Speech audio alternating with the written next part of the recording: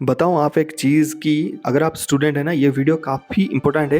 अगर आपके छोटे भाई-बहन भी है ना, कोई तैयारी कर रहे हैं, उनको भी ये वीडियो शेयर करना उनके लिए भी काफ़ी इम्पोर्टेंट है। क्योंकि इस वीडियो में हम देखेंगे कि आप जो रिवीजन करते हो ना, काफ़ी गलत प्रोसेस में करते हो। मैं एक ऐसा रिवीजन करता था और रिवीजन की सही प्रोसेस क्या है, ये चीज़ें आपके लिए जानना बहुत ज़रूरी है। क्योंकि इसमें कोई दो राय नहीं है, कोई डाउट वाला बात नहीं है कि रिवीजन से ही आपके मार्क्स आते हैं। जितना तगड़ा रिवीजन, उतनी तगड़ी आपके मार्क्स। अगर आप रिवीजन को सही ढंग से नहीं करेंगे, तो आपके पासिंग मार्क्स तो आ जाएँगे, लेकिन आपके नाम कभी मेरिट लिस्ट में नहीं आएगा। ये चीज़ें डाउट हुआ मेरे को जब मेंटरशिप प्रोग्राम में, हमारे व्हाट्सएप ग्रुप में जब हम पढ़ाते हैं, लोगों को गाइड करते हैं, तो उनकी एक रिवीजन करके ना एक अलग सा टाइमिंग टेबल आता है। तो आई वाज़ शॉक्ड, 2-3 दिन से देख रहा हूँ कि ये गलत तरीके से ये रिवाइज़ कर रहे हैं, इसमें चेंजेस होना चाहिए। तो इसीलिए मैं ये वीडियो बना रहा हूँ। वीडियो को ध्यान से एंड तक देखना, ये आपकी लाइफ़ की जो 10 मिनट है, वो आगे जाके आपको बहुत वैल्यू करेगा। पहला चीज़ है, आप जब कोई भी टाइम टेबल बनाते हैं ना, आपकी एग्ज़ाम के हिसाब से टाइम टेबल बनाया करें। मान लीजिए आपने कोई एग्ज़ाम दे रहे हो, आर्मी मेडिकल असिस्टेंट या फिर नर्सिंग असिस्टेंट की एग्ज़ाम दे रहे हो। उसमें देखिए कि आपके कितने सेक्शंस हैं, ये क्लियर होना चाहिए। हर एक एग्ज़ाम की एग्ज़ाम पैटर्न, जो भी आप एग्ज़ाम दे रहे हैं, आपके एग्ज़ाम पैटर्न क्लियर होना चाहिए, आपके माइंड में वो होना चाहिए। कि जैसे मान लीजिए अभी नेवी की मेडिकल असिस्टेंट चल रहा है, तो यहाँ पर नेवी की 4 सेक्शन है। पहला सेक्शन जनरल साइंस, जिसमें फिजिक्स केमिस्ट्री आएगा। दूसरा सेक्शन बायोलॉजी, तीसरा सेक्शन इंग्लिश एंड चौथा सेक्शन इज़ जनरल अवेयरनेस और रीजनिंग। ये सेक्शंस वाइज आप इसको बाँट लीजिए। आपके मन में हो गया कि 4 सेक्शन है। 4 सेक्शन में टॉपिक्स भी अलग-अलग है, क्योंकि जनरल साइंस में फिजिक्स भी है, केमिस्ट्री भी है और कंप्यूटर साइंस भी है। तो वहाँ पर जैसे आपकी बायोलॉजी भी है, जीके भी है, आपकी करंट अफेयर्स भी है और रीजनिंग भी है एक-एक सेक्शन में। तो वहाँ पर पूरे सेक्शन को ले लीजिए, लिख लीजिए, ये पूरे सेक्शन है, ये पूरे टॉपिक्स है। जो टॉपिक्स में सब्जेक्ट वाइज़ टॉपिक्स को आप ले लीजिए, ठीक है? लेने के बाद आप पढ़ना शुरू करिए, ठीक है? आप क्या करिए, जब भी एक टॉपिक आप पढ़ते हो ना, क्या गलती करते हो, आधा टॉपिक पढ़ते हो, कभी भी एक टॉपिक को कंप्लीट करना है। एक सब्जेक्ट में एक टॉपिक, मान लीजिए एक बायोलॉजी में रिप्रोडक्शन नाम की एक टॉपिक है, तो उस टॉपिक को आप कंप्लीटली पढ़िए, उसको ख़त्म करिए। ये नहीं कि आधा-आधा करेंगे तो कोई फ़ायदा नहीं। चाहे आपकी टाइम टेबल उस हिसाब से बनाइए। हम क्या करते हैं, आधा घंटे का, 1 घंटे का टाइम टेबल बनाते हैं, जहाँ से ख़त्म हो गया, बंद कर दिया, बुक रख दिया। गलत प्रोसीजर है, ऐसा कभी नहीं करना आपने, ठीक है?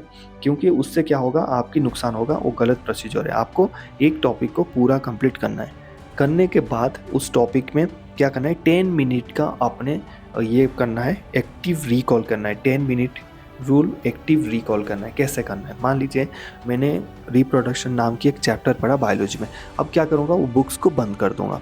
बंद करने के बाद आँखें बंद करूँगा और थिंक करूँगा पहले से, हाँ, रिप्रोडक्शन सिस्टम मेल का ये होता है, फीमेल का ये होता है। मेल में ये पार्ट्स होते हैं, फीमेल में ये होते हैं। उनकी जब होता है, मतलब इंटर कॉन्टैक्ट होता है, ये चीज़ें होता है, उससे ये निकलता है, उससे बच्चा पैदा होता है।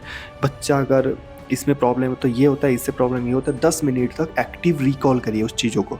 ये सोचिए, ये आपकी रिवीजन हो रहा है। रिवीजन के लिए कोई अलग से टाइम लेने की कोई ज़रूरत नहीं है। आप उस चीज़ों को रिकॉल करिए, हाँ, मैंने ये पढ़ा था। कोई एक ऐसा चीज़ होगा जहाँ पर आपको याद नहीं आएगा, क्योंकि हम भूलते बहुत जल्दी है। तो क्या करें, उसी टाइम बुक्स को ओपन करिए, देखिए मैं क्या बोल रहा हूँ। अच्छा, हाँ, ये हार्मोन्स होता है, मेनली ज़िम्मेदार होता है लड़कियों की रिप्रोडक्शन सिस्टम में। ओके, ठीक है, फिर बंद करिए, फिर रिकॉल करिए, करते जाइए, करते जाइए, करते जाइए। लास्ट में बोला हाँ, दैट इज़ ओके, आपकी बुक रख दिया।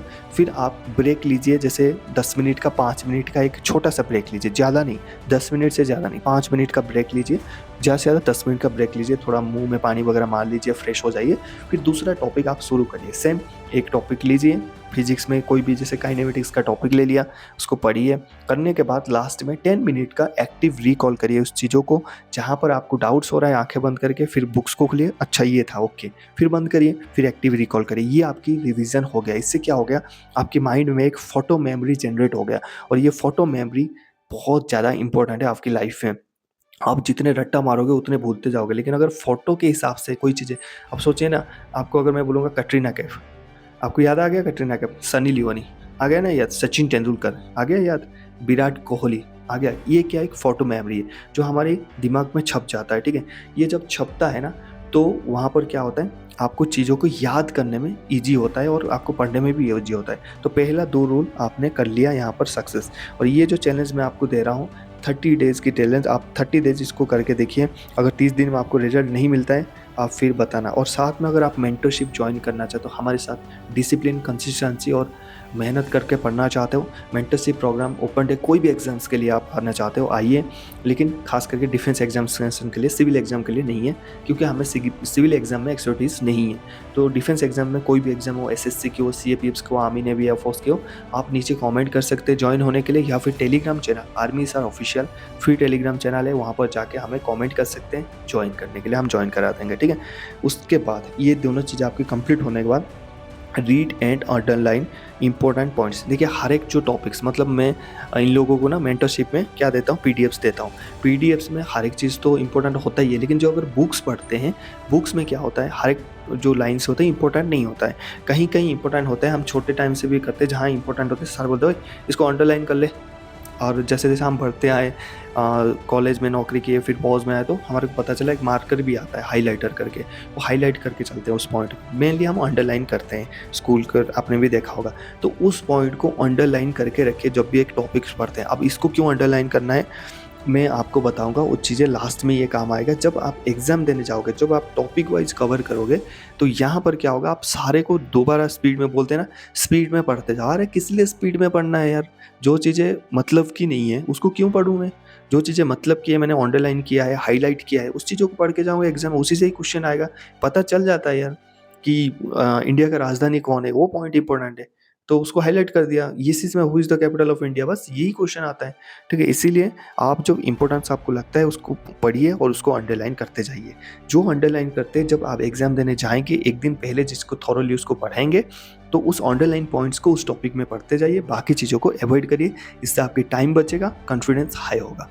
नेक्स्ट चौथा, डू ए सैम्पल पेपर, बहुत इंपॉर्टेंट है भाई। मैं हर एक चीज़ों में, मैं ना जितने भी मेंटरशिप में जुड़े उनको डेली एक एक सेट करवाता हूँ, भाई ये करो, तुम करोगे तो उसमें क्या होगा, सैम्पल पेपर और क्वेश्चन प्रैक्टिस पेपर, ठीक है, ये दोनों आपने करना ही करना है। क्या करना है, ये करने से आपको फ़ायदा ये है, आपको ऐसे क्वेश्चन आएंगे, सिर्फ पढ़ने से आपको ये नहीं पता चलता कि क्या क्वेश्चन आएगा। कभी कभी ना आपके एग्ज़ाम ऐसे हुए होंगे कि आप पढ़ के तो पूरा सिलेबस कंप्लीट करके गए हैं, लेकिन जब सवाल आता है ना, आपको ऐसा लगता है कि यार ये टॉपिक तो मैंने पढ़ा नहीं, या फिर ये टॉपिक पढ़ता हूँ तो आता नहीं मेरे को, ये टॉपिक मेरे लिए होता नहीं। इसलिए होता है क्योंकि हम प्रॉब्लम को फेस नहीं करते, हम तैयारी तो फुल करते हैं। देखिए इंडियन आर्मी लड़ाई के लिए तैयारी करता है, जब तक अमेरिकन आर्मी आता है उससे लड़ता है, तभी तो उसको पता चलता है ना कि मेरे अंदर क्या कमियां रह गया। तभी जो ये आप जो स्पेशल फोर्सेस आया है, नया नया रेजिमेंट्स क्रिएट हुआ, नया नया इक्विपमेंट्स आए, ये किस लिए आया है, दिखाने के लिए थोड़ी आए, इसलिए आया कि जब हमने किसी के साथ लड़ा, कमियां नज़र आए हमारे को, इस चीज़ों में हमने मार खाए, इस चीज़ों में हमारे जवान ज़्यादा जा रहे हैं, इसमें लॉस हो रहा है, ये इक्विपमेंट चाहिए, ये फाइटर है, हेलीकॉप्टर चाहिए, फाइटर जेट चाहिए, तभी तो ये खरीद के इतने पैसों से आ रहा है, क्योंकि हमारे देश में सिक्योरिटी के हिसाब से कोई कमियां नज़र नहीं आना चाहिए। ऐसे ही आपकी लाइफ में कोई भी कमियां नज़र नहीं आना चाहिए, इसलिए आपको previous year question paper, mock paper देना चाहिए, डेली देना चाहिए। डेली दोगे, आपको डिफरेंट टाइप ऑफ क्वेश्चन के सामना होगा, आपसे नहीं होगा, उस क्वेश्चन को फाइंड आउट करोगे, फाइंड आउट करने के बाद क्वेश्चन की सॉल्व करोगे, उसकी फंडामेंटल समझोगे, अगले बार जब वो क्वेश्चन आएगा टक से करोगे।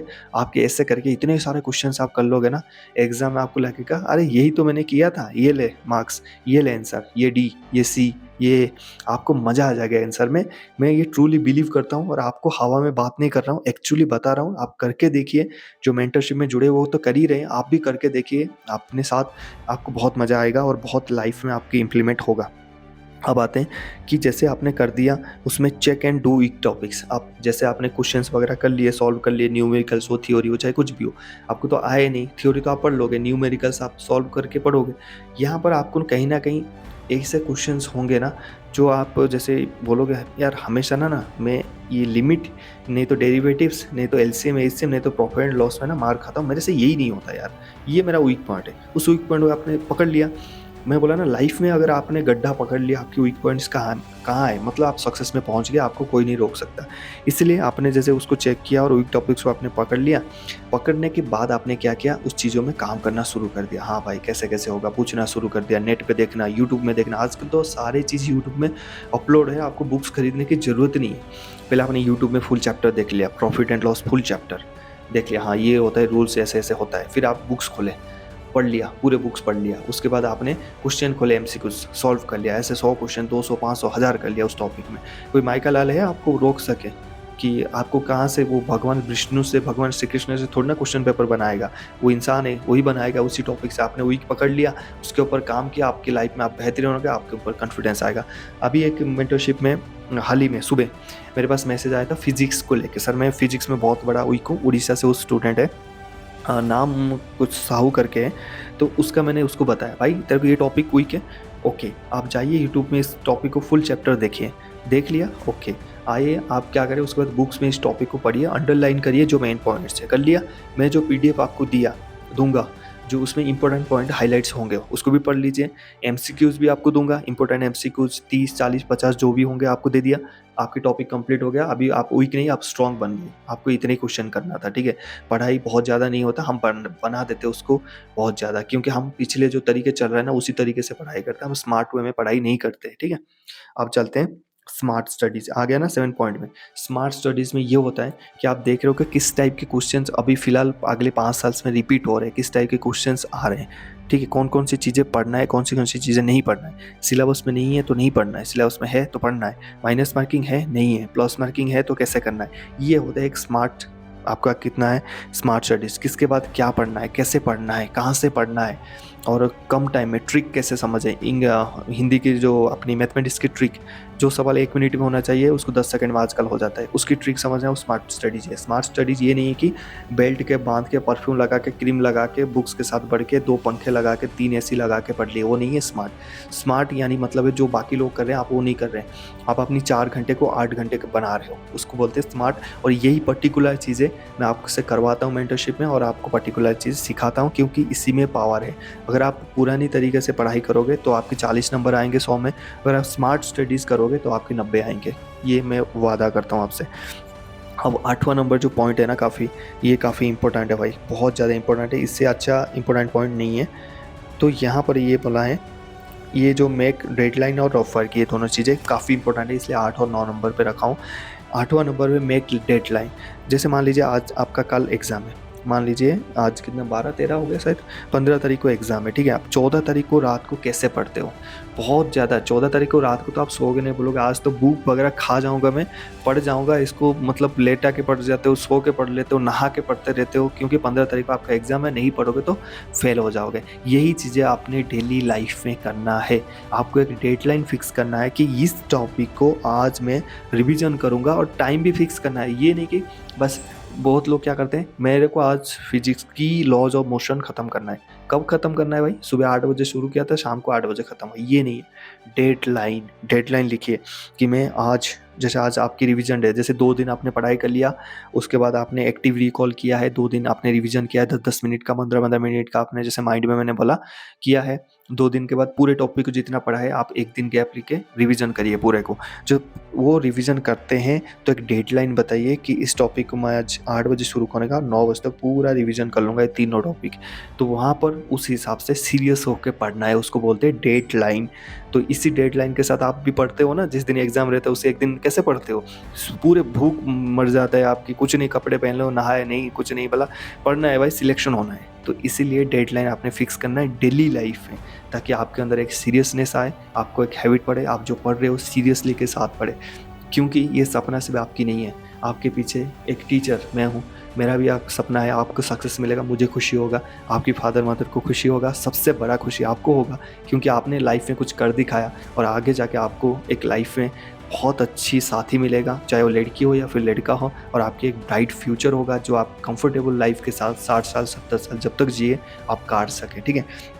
Last and the least point, rough work, ठीक है। देखिए मैं तो कोई यूपीएससी की आईएएस नहीं हूँ, लेकिन मुझे पढ़ाई की समझ है, एक मेंटरशिप, एक बंदे में क्या चीज़ें होता है, प्रॉब्लम्स, ये चीज़ें समझ में आ रहा है, क्योंकि आप में से एक मैं हूँ, एक ओडिशा की बहुत स्मॉल फैमिली से, जिसके पापा कुक हैं, मदर हाउस वाइफ है, गरीब है, गांव में खेती में काम करके यहाँ तक पहुँचा हूँ। मुझे पता है आप लोग की लाइफ में क्या स्ट्रगल हो सकता है, क्योंकि आप बिल्कुल जेरॉक्स कॉपी है मेरे, इसलिए मैं आपको इतनी डिटेल में समझा रहा हूँ कि आप लाइफ में कुछ कर दिखाइए। आप लाइफ में कुछ करेंगे तो मेरे को पैसा नहीं भेजेंगे, लेकिन कभी ना कभी तो खुशी होगा कि सर ने मेरे को ये चीज़ें बताया था। दैट इज़ माई मोटिवेशन, ठीक है। और ये मेरा मोटिव है आप लोग को गाइड करने का। रफ वर्क क्यों करना बहुत ज़रूरी है। अब लोग कैसे रिविज़न करते हैं पता है, मैं कैसे रिवीजन करता था कॉलेज में, बहुत गलत रिवीजन करता था। बुक्स खोल लिया, लेट गया, दोनों कोनी पे दोनों नीचे रख लिया बेड पे और बुक्स पढ़ता गया, उसमें घंटा कुछ नहीं याद रहेगा, ठीक है। जब भी आप रिवीजन करते हो, अंडरलाइन पॉइंट्स आप पढ़ते हो ऐसे करके, एक रफ आपके पास होना चाहिए एक पेज का, आप लिखते हो हाँ लॉज ऑफ मोशन, यहाँ पर लिखो, ओके ये पढ़ लिया, यहाँ रफ में लिखते जाओ, ठीक है। मतलब लिखते जाओ, मतलब हाईलाइट थोड़ी थोड़ी लिखते जाओ। जैसे आपने पढ़ लिया कि कोई भी चीज़ें है केमिस्ट्री में, ऑर्गेनिक पढ़ रहे हो, हाँ बेंजीन का सिंबल, ओके ये है, ओके इसके साथ रिएक्शन किया, ओके ये ठीक है, ऐसे ऐसे करके करते जाओ। इससे क्या होगा, आपको नींद नहीं आएगा। रिवीजन जो कर रहे हो जैसे लिखते जाओगे आपके माइंड में फिट होता जाएगा, आपको नींद नहीं होगा, बोरिंग नहीं होगा। सब बोलते हैं रिवीजन बोरिंग है, मैं बोलता हूँ रिवीजन बहुत मज़ेदार चीज़ है, और जितनी रिवीजन उतनी आपकी मार्क्स है। लिख के ले लो मेरी तरफ से, जितनी रिवीजन करोगे उतने आपके मार्क्स आएंगे। कम पढ़ाई करो लेकिन रिवीजन ज़्यादा करो। अभी नेवी मेडिकल असिस्टेंट की पहली बार भर्ती आया, लोगों ने पढ़े हुए सिलेबस की, जो भी मेंटरशिप में ज्वाइन कर रहा है ये बोला सर सिलेबस कैसे कंप्लीट करना है। सिलेबस कंप्लीट नहीं करना बच्चे, हमने मार्क्स ज़्यादा रखना है स्मार्ट वे में, और वही चीज़ें मैं उनको सिखा रहा हूँ, ठीक है। मेरा मतलब ये नहीं कि मैं प्रमोशन कर रहा हूँ अपनी मेंटरशिप, आइए मेरे पास ज्वाइन करिए, आपको मैं एक केले का जूस बना के पिला दूंगा, आप पास हो जाओगे, नहीं। यहाँ पर ऐसी चीज़ें नहीं चलता। यहाँ पर 3 चीज़ों में हम काम करते हैं, स्मार्ट वर्क, दूसरा है आपकी डिसिप्लिन, तीसरा है कंसिस्टेंसी। ये इस हिसाब से हम आपको सक्सेस बनाते हैं। और यहाँ पर ये जो चीज़ें बताया ये गुरु मंत्र है, आपको कोई नहीं बताएगा। इस चीज़ों में अगर आपने काम कर दिया ना, no one can stop you. आप करके देखिए 30 दिन, अगर आप में लाइफ में चेंज नहीं होता ना, फिर आप मेरे को बोलना आके। बाकी मेंटरशिप के प्रोग्राम ओपन है, अगर आप ज्वाइन करना चाहते हैं टेलीग्राम में हमें मैसेज कर सकते हैं। All the best guys, good luck. अपने मदर फादर को प्राउड फील कराइए, और उनको बताइए कि आप उनके जो उनको ये इस चीज़ में प्राउड फील होना चाहिए कि उनको जन्म दिया था, चाहे आप लड़की हो लड़का हो, आपने लाइफ में बहुत कुछ किया। हर एक बंदा ना अपने पापा के नाम से जाना जाता है, लेकिन मेरे पापा मेरे नाम से जाना जाते हैं मेरे गाँव पे। मैं इतना अच्छा काम करता हूँ गाँव पे और ऐसे करियर बनाया, तो आप सभी भी मैं यही चाहूँगा कि आप भी ऐसे करियर बनाएं ताकि आपके पापा को लोग आपके नाम से जानें। जय हिंद।